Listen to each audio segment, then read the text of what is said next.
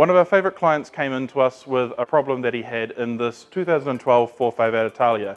Now, most people would think that these cars have quite a bit of function, quite a bit of form in them. The reality is that these cars are really basic in terms of what features they have. This car only comes with very limited connectivity. He couldn't play his own music. The soundtrack of this car is pretty cool, but when you're driving it for about 4 to 5 hours at a time, sometimes that soundtrack can get a little bit old and you might want to listen to something that you like listening to. Navigation isn't great, and overall you can't see anything out the rear of the vehicle, and reversing is a bit of a pain.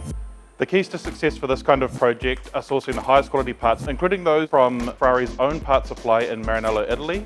So this car came from the UK. It had factory navigation, which only works in the UK. So it shows that you're in the water when you're using the navigation system here in New Zealand. We retrofitted Apple CarPlay and Android Auto and installed it into that factory dash.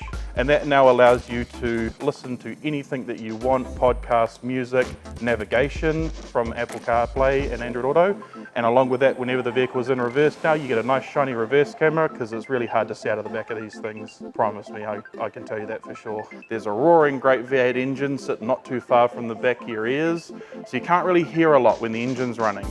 But with a nice dedicated sub in here, some more power to the speakers, and an overall tune on the sound, we can greatly reduce the amount of noise that you're hearing from the back of the car and increase the noise that you hear from your Akadaka that you're playing at 120 clicks an hour.